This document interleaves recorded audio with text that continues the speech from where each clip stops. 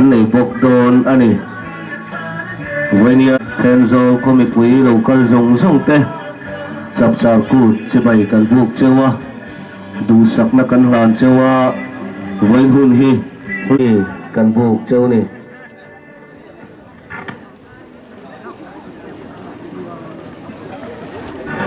tin voina local khom do khobil bik mai ni lovin kan khua le a chevel te po kan tuam ne hle a kan zai thiam te tin kan misom te serchi patrang te le buang pui nei lo kang hun zau te thenga chang ten ron kala tin he kut mang tu hian mi ngam zat kan kho chevel a changin hello ole tu kan zing a hian zing dar som pakhata kan program tan dur kha hualam mai baka tlai ko chung phim po kanin buatsaih na le min kan mong san do he ka wangin hu taka kan tran thei lawa mi pui tele voinia kan program mang tura ron kalte kut mang tura ron kalte ne la ma sain thupa kan an choi ni sela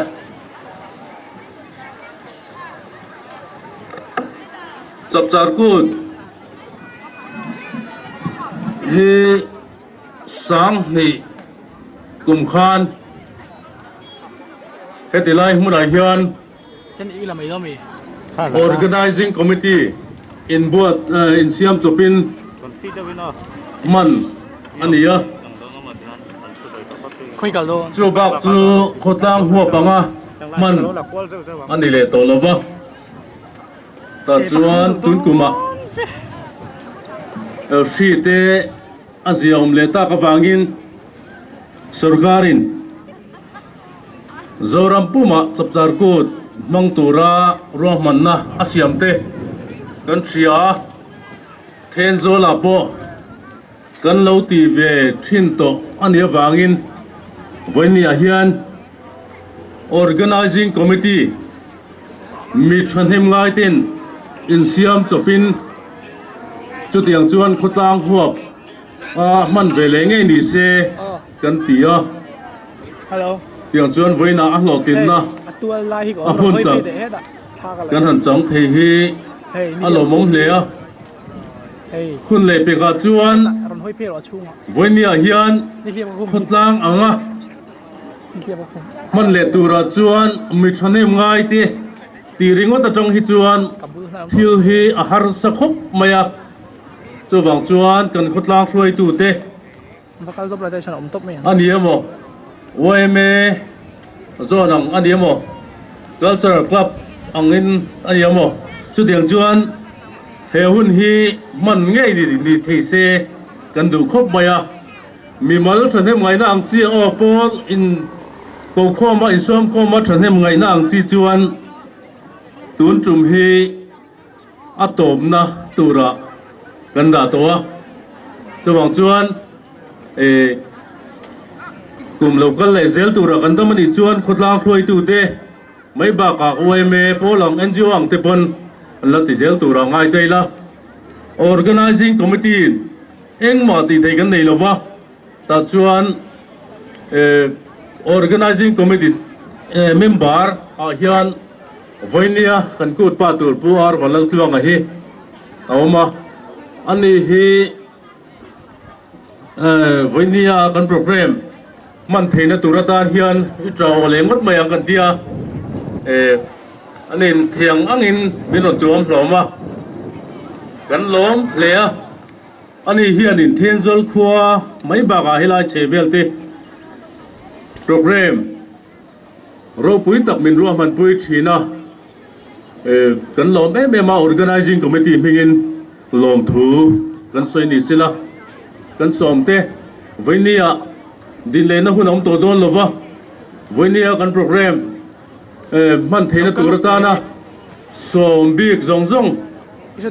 le item nei tura oime brand sang te MOB MLCP te in chunga lawm thu kan soya tin hetilai mun min man tir tu puzo tina helai Rajput field min man ti tu chunga phain lawm thu an chung chunga lawm thu kan soya tin hei ka din na hi thingphek ania thingphek rel thingrel chunga hian thingphekin kan pha ve kai he PPC la sang zola pusang te a Thenzawl higher secondary school lecturer in Feltakin ma dewa khanin du hun ala rotia kan kil pop me he kil su po ti lo kil ro po ti lo kan kil mia maya achunga hian lawm thu kan soya tin chu mai ba ka he helai kan ka din da zol helai tu zol hi tu nang hun ai chuan amma kha chuan vai vut nen leng nuai khania ni zan lama le ni min ka hnung lama hian a oma zawh nun zemori nomna ti hi kan du ber ania ri nom lo chu engmah hian kut zung puile kut zung tang bang po hian Mizoram tan minok sak khotan minok sak an ni theih ni ti kha kan soi duwa chan vo nei tu zong te abik takin zaya voina rong bona min nei sak tu zong te chunga le mi pui local khom zong ta chunga organizing committee chungin mengin lawm thu kan soi ni e kan lo me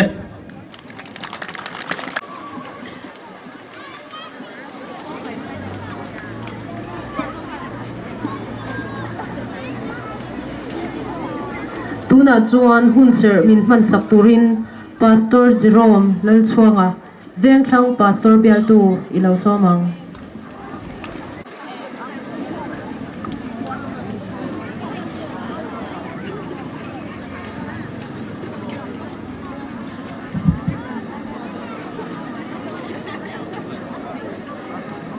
kumsang ni le som nei pathum Chapchar Kut mang tura helai muna local zong te kanal pai so Christian mingin chibai kabu ka cheu pathian tu thiang lim ni lo ngai thang u thu fing te bung thum chang thum le chang li lo ngai thla ila khongai na le thu tak chuan hu chon che su se ingonga zem tlat la ethen long phe ka ziak ro ti chuan pathian le mi hring mit mua du sakna le ming thatna I lo do nia atu thiang lim kan chialar pan kan zata ma min som sa ro se ai voina hian Chapchar Kut mang turin kan local khoma ai Chapchar Kut thi kan hriat angin kan ti le pu te huna tanga kan nam mizo te zinga kut poimo tak mai ania e ko thi mun thak sanga te po ursun takin theyang to kain buatsaih an mang thina voin thlengin e voinia po hian voina po hian kan ram khopuya te po na sata kalom man ania hemi kan man a hianin kan soitel du chu kan organizing committee na thupui an thanen po hian ka soitu malo in muhle maya tryang lalpa kan pathiam in mangai tu voina Chapchar Kut mang thei turin lai kan khotlang po min buatsaih organizing committee te ruang man angin kan tran chho thei ta kan lom ne maya lom thu ama sain kan hrila che kanun man turte ne na kan lana tluangtaka man kan du nangin nin ompuila har sapna buaina tok lova he ku thi mang thei turin mitin mai min ti chakla organizing committee ruam man na lotlin na lan chho tirla tin he ku ta hian thupui zo nun zemoi ri nom na chu kan char thara chumi vong nong thei tu ni tura helai local zong te iti chakna kan dil che ani tin he ku kan man tura hian lalpa nang maro puina dal thei te ro nangin ti bol pho zela nang maram chan chin thane na in moi lo nung chang moi lo thil thalo rui the ro puina le chol moina nang in chang rengang che ganal pai so Christian mingin kan di la che amen. Pastor Jerome lal chuanga veng thlang pastor bel tu chunga kan lawm e pathianin zofa te chau min pek zofa te chawin a kan nei he chapchar kut trau tha or le chapchar kut him taka mang tur heti lai hmun lo kal zong zong te in zawai in chi bai kan buk non le chewa kan zawai in him takin kan mang theu don ya o kan program dang kan kal le main Searchib Royal Riders ten Organizing Committee a thilpek pek an dua chumi mang tur chuan hun ilo pelokang All Riders lam te polo chuak sela hun kan mang lok don nia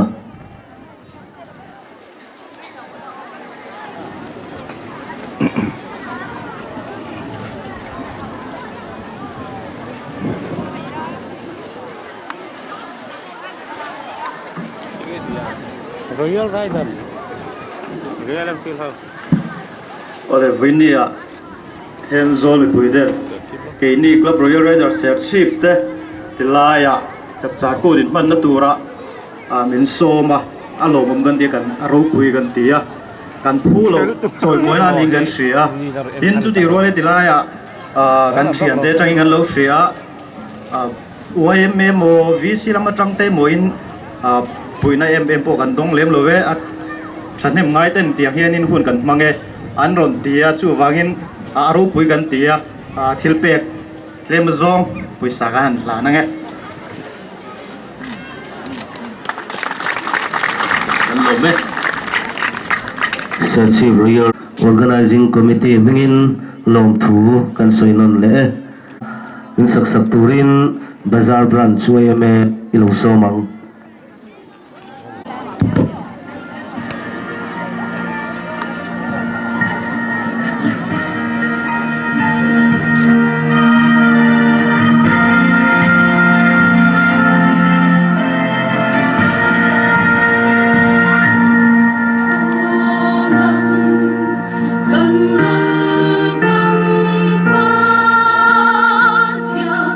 kênh Ghiền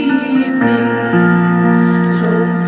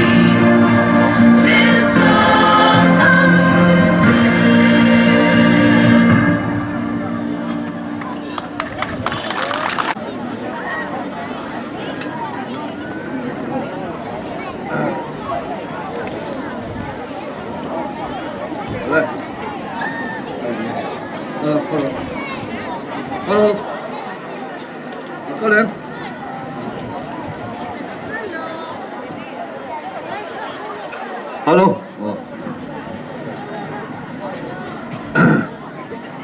Với đi à. Mà lại upa thế na. Chặt sang thế anh lộc ca pa. Anh là đâu thăm. Anh khan với na. Anh đồn tì đâu nè à. À bố thú mà. Anh có thể.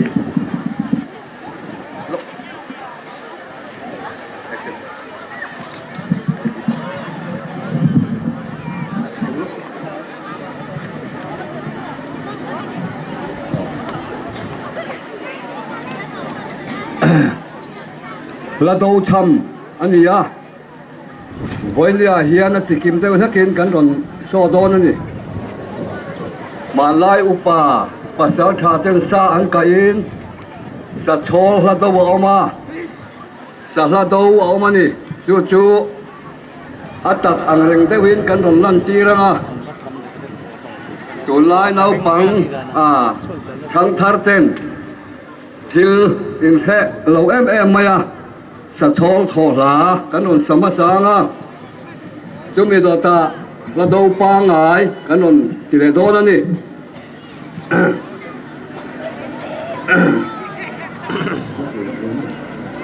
oh vậy cả đó nhá sa thol thol la do khi xia li thol thol ro sa sang thol thol ro dục xia li thol thol ro huai vomi thol thol ro dục xia li thol thol ro ze beng bung chu ka tiam lo thol do me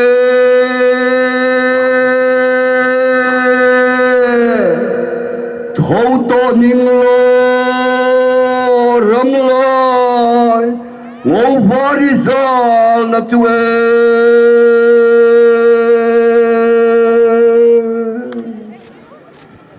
chunune tirtemo ngô var hatha kalum liabe la cặp chỗ cặp bem kaya khan hatha ngovar kalum liabe caro le munine vaino ka khane Jopan than lai badong te o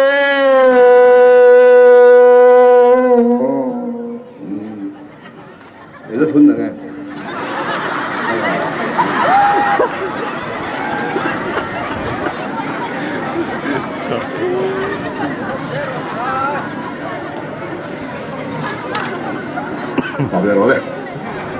cặp rồi cặp rồi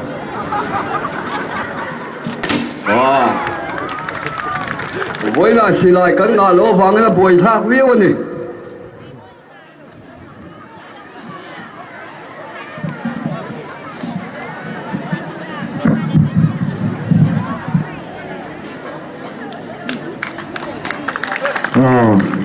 MOP te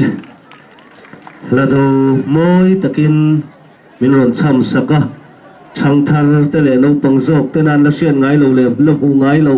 min hu ti rawangin in chunga kan lawm a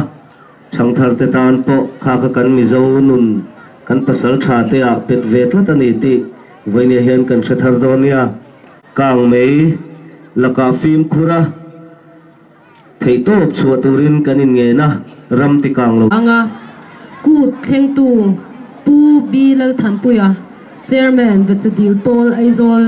ilo somang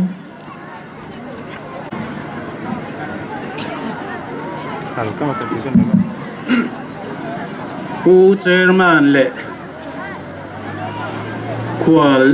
lian kut pa pu arwan lo tluang ate le thian du tak teu voina hian he ka pian na Thenzawl khua nge maya mizo pi le pu te chena kan kut ngai san le kan hun pui poimo ber Chapchar Kut khen na Organizing Committee tena kut thleng tu min ruat a min an som ve hi ka lom tak zita lom thu kan soi ni ke hi min lo hriat to lo pa takin Thenzawl bazar veng a hian kan in pui omin kanu in min le dam puya amai ro chu zirna as wangte ezon na wangte in aizol lama kan omta a ti chuan tuna hian aizola son Thenzawl khua Paul in jom khom Paul kan dinga Thenzawl kho chuak po in tilovin Thenzawl khua aizola omte ten vachadil Paul lian tak mai kan ding ve a in zan he tanga in zathum chung kwa zan he tanga zathum bor ve la hi kan om ve a chunga chuan a mingin tuna hian chairman ni na chel ve in tuna hian Paul chak tak ni lo mai la Thenzawl khua ming chet le ming thata te ma son na tur te a thok tura in peile in tiam ruala Paul ding ve te kan niangin voina po hian he khua heng lai mai in kan khua ni nai kan thei ngai lo ni ti kan soi du a le Thenzawl khua chung chang le eng mo tlem han soi ve kan du a toy te kan soi nga ngun takin lo ngai tha ila hey Thenzawl hi kum sang khat zariat som ruk vela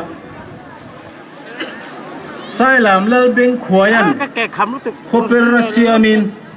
Thenzawl lai hian hun adina chuta chuan Thenzawl huna hian lal da in beng khoya chuan khua an kai thar tira ti chuan Thenzawl la chuan kam lowa lal alo nia chum hinwa fapa ngur china Thenzawl lal alo ni le a tin ngur china he Thenzawl lal nu nung ber le lal ban ani ma lal nu nung ber ani a kan hriat dan tur chuan tuna VCP tang lai pulal ro puya sai lo te pulal sang lian ate pa pulal sang a pa hi pungur china Thenzawl lal nu nung ber chu ni ti kha kan soi du ani ti chuan Thenzawl hi khovel ngai to le Mizoram ngai to in khovan nei kan ni ti hi kan hrilawang ti ka lawa hei Mizoram khua ti zinga chuan Mizoram hun laili bera om kan nia tin aram hi azau thain mun kan langa em maya aizol khua tuna om zong zong mi nuai li bor vel let deu tho hi Thenzawl huna hian ling thei hial ni in mi thiam te nan chut thil ni chuti khoparam zawh le mun tha keinin muman lo maila kan tu le kan fa te na kin zela thang thara chuan khovel hi ala omani chuan Mizoram khopui a hian ala tang nge don ni ti alang sa a chu wang chuan Thenzawl khoi kan van nia kan mangaya kan em kol ngun poi mo le ni ti kha kan soi duwa tin Thenzawl hen ramza tak kan langa em maya bule bal thai le agriculture le horticulture lama ta na malak le tur mun ni se kan langa em a tin chu mai ba ka tourist te kwal zin mi te hi thei tur mun poimo tak Mizoram tui kho thla sang ber van tong kho thla kan ti te a he lai hian kan mua tol vungi Mizo nula mel thaber Mizo historia chuan kan ti thin helai vachadil venga nula mel tha an soi thin le tol len na tin chong chini te tin beng khuaya lal lar tak mizo lal lar tak lal na hmun ani tin kan le long a beng khoi hi kum sang khatere som sri panga vela thi atle vak thi chi atle a sai lama thi atle na sada wangin in a thena sem em maya lal beng khoi ngei po hi mizoram atang sai lama tang in Thenzawl a hian pemin tuna bungmol tlang kan ti holui hmuna khian in le lo nein a khosa a thlan po tun thlengin hmu tur kan la nei khi chu wangin kholui le kholar masa khoro pui takani ti hi kan hriat atan kan soi du ani tin aizol khopui let zat aizol khopui zat ai tam hi Thenzawl a hian om mai la tui lak le ele ina har sanna om lovin agriculture ate horticulture ate tui lak tura te hun kan langa them ema matlui te van valui te min som zo tu tur tui lak tur kan ngai ema kan van ne ni tin Mizoram mun laili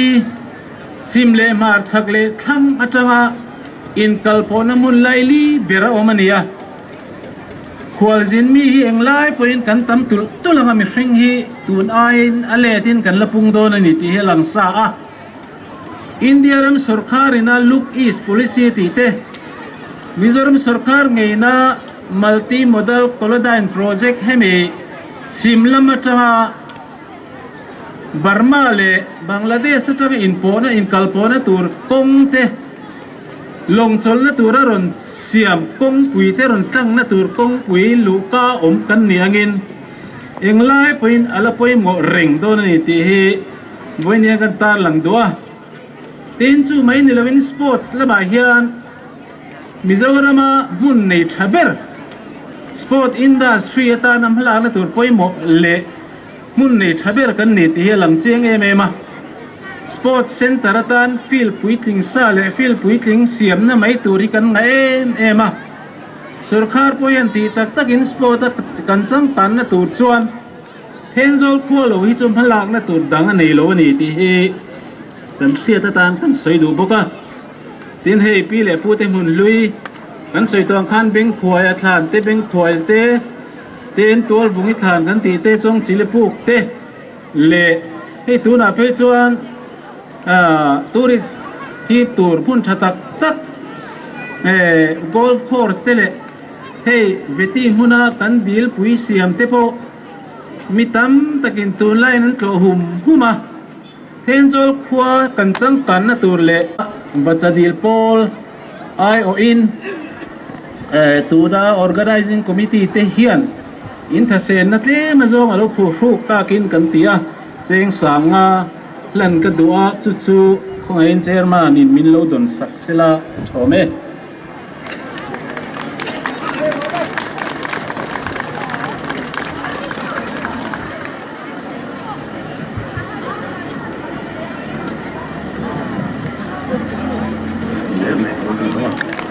tin hey kan chairman he lo la ding sila khongain ke mani chung kwa atangin he Chapchar Kut Lawmna hian cheng sanga han hlan ve kan duwa ka thian du pilal ming thangi war te ani he local chungin ai zola ani hi la pension lova government gong kon high school top me kan nia kan panin kan local he kut mang tur hian cheng sanga min hlan saksila thome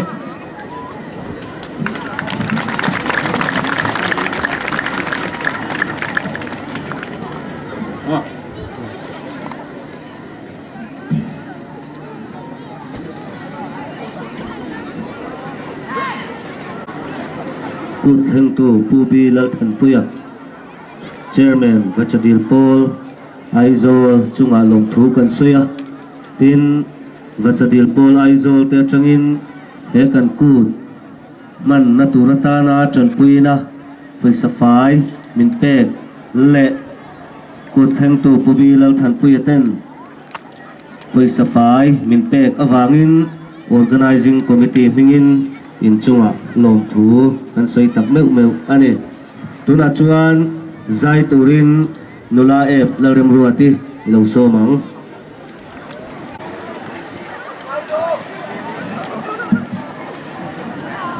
Hello.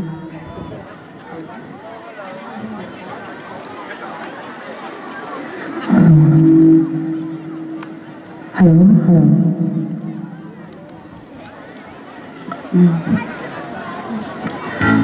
Vậy Chapchar Kut mang tu ra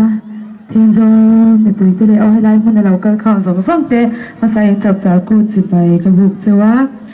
I ser chi pachang karon chu kai kilama po nuam deun man tu ma helai po ai nuam le zalin man tuang kan lam do nem min lam pui do nem inom la a thei ka chu he ta mi lo lam pui do ne kol kho zai kan sang he hey ha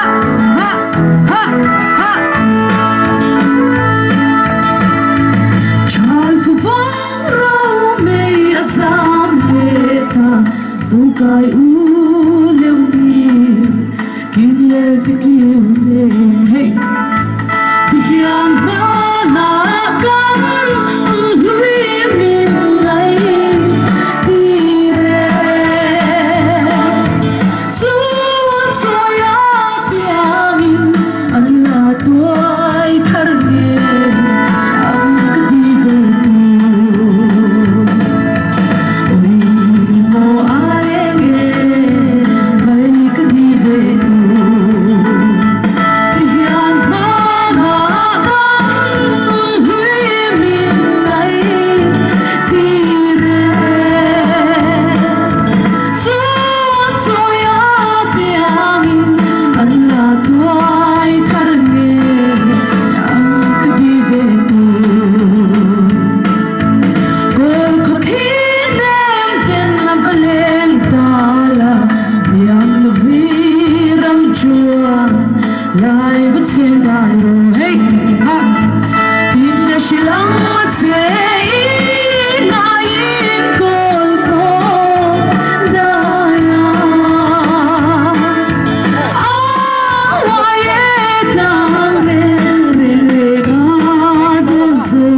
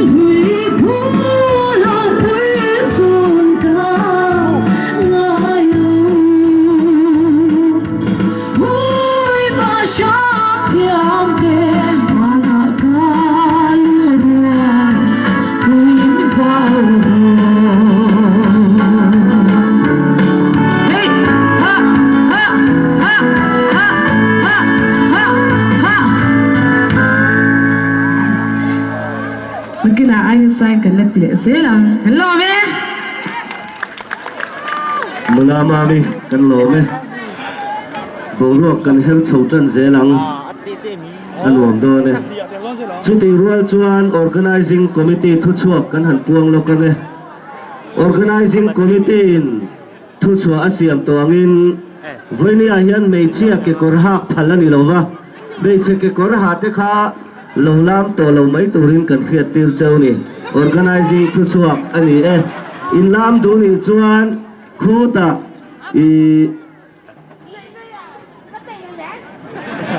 basketball ko ta arin se phathaw lo la mai ru an ti ni chu puan in ron bi don nia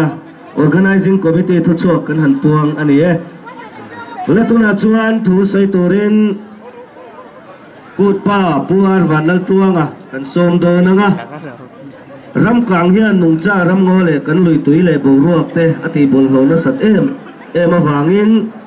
kan film khur apoi mo a hei hi mishing te tan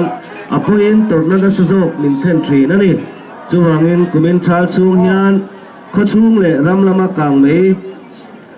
chua lo turin mitin film khur turin kanin ngen ani hei hi Thenzawl forest divisional officer atanga thu kan mu ania mi puite ram tikang lo tura film khur turin min nge na min ngen ang hian thei top chuat itu mangu tuna chuan thu sei turin pu ar vanal tuanga kut pa ilo somang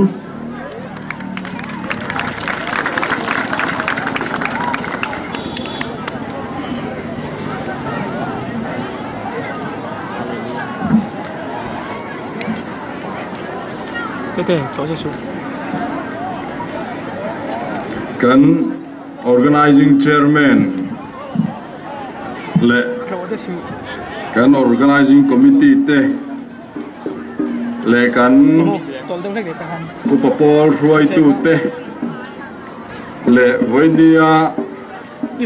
MHCP le YMA ruai tu te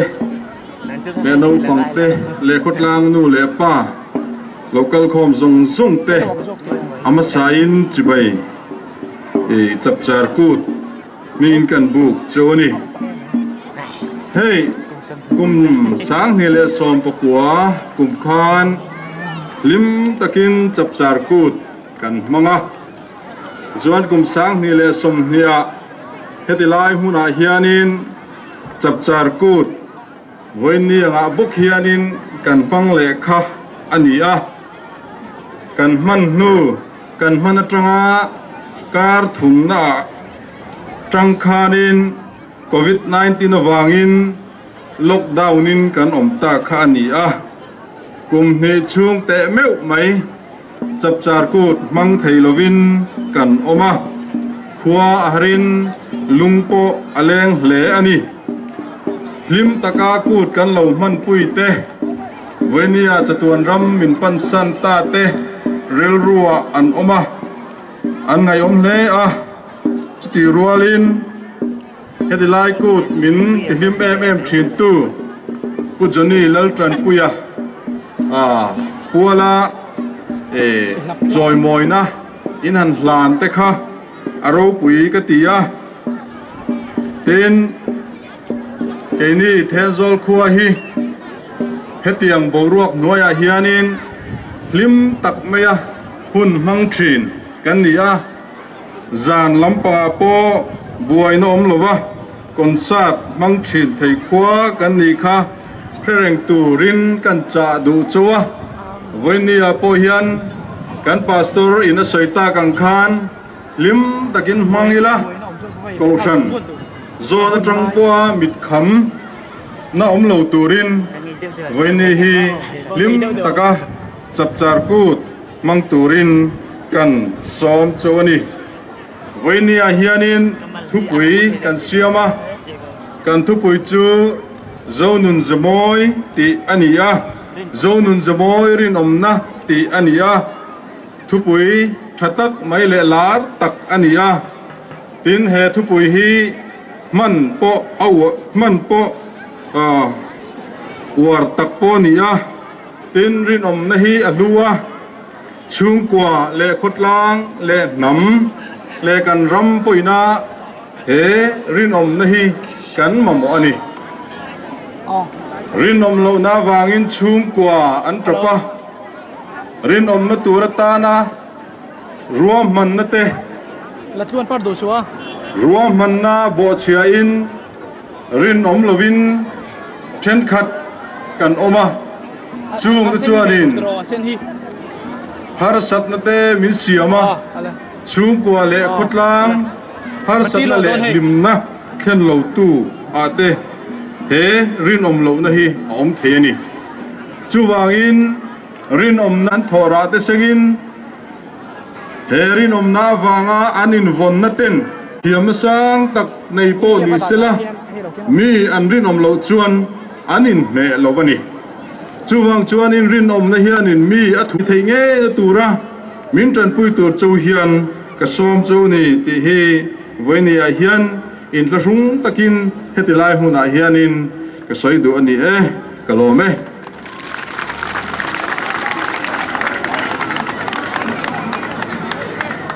kupa pu ar balal tuang ai zol be thehem veng chunga lawm thu kan soye tuna chuan zai kan ngai thale don tonga zai kan ngai thak ma in du tan alam theya nima sela meichia bi kron lam tur te kha chuan puan bi sham turin kanin ngenin kanin sia tir non le ani tuna chuan zai turin zawh her liani ai zol kan somanga hemi zo alam tur hian par lam join MHEP te kha kan lo in ring don nia zawh her liani ai zol zai turin i lo somang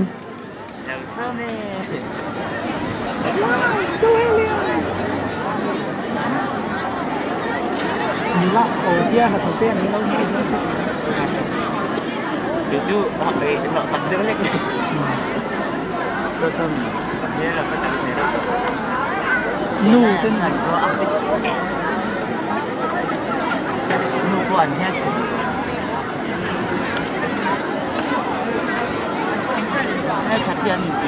hết tiền hôn với AJ là hôn cho em cái đủ này rồi như đi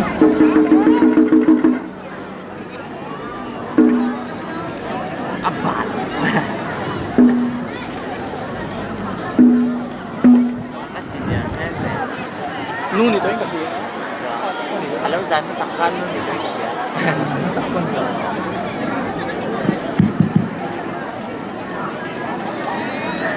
ale amasain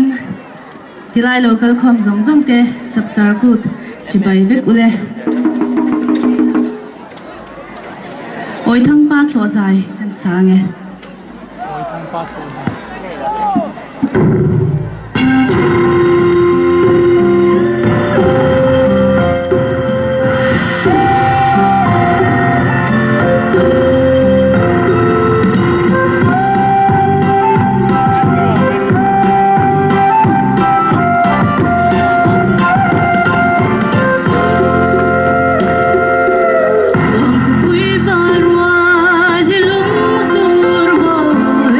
lung zur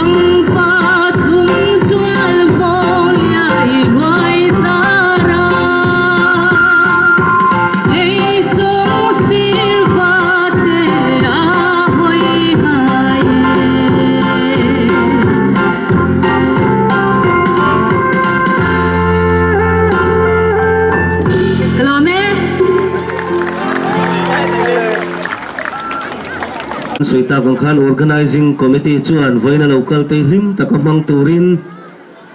adu chewa tin chuti rual chuan zai huna po lam te kha kanin khaplova ama ero chu bikin meichia te puan bi turin kanin ngen lop lopa khalaya kha kan lam don ani chuan mizo meichia in cheina in bela in thuama chuti anga ron lam chuak ram turin kanin ngen non le ani letuna chuan parlam entir turin join MHEP ilo somang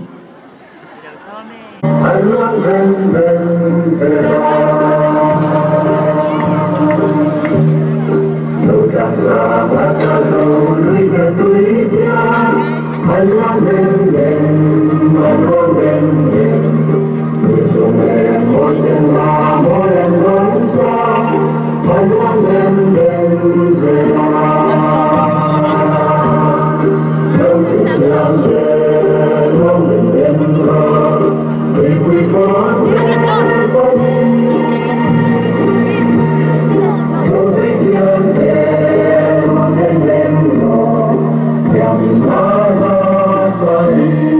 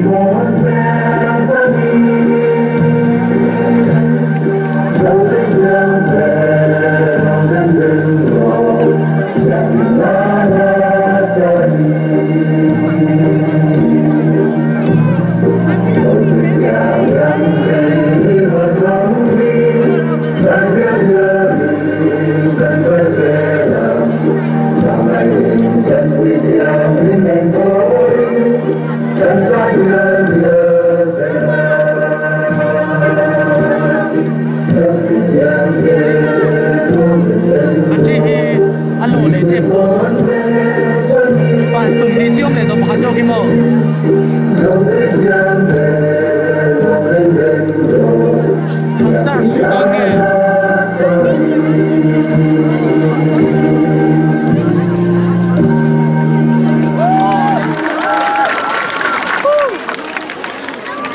ne mi chi pi te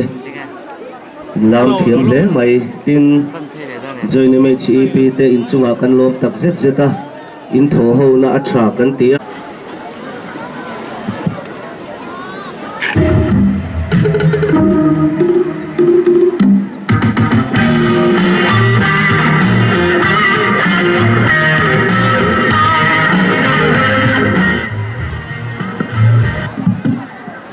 Adidlo.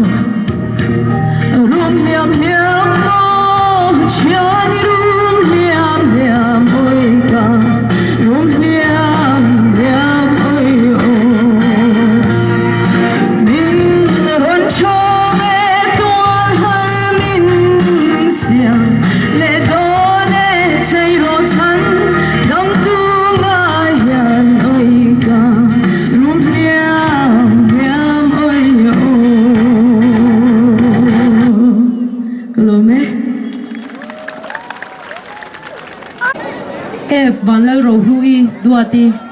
chunga kan lo me tuna chuan group dance kan enanga sequence din tharveng group dance min entir turin ilo somang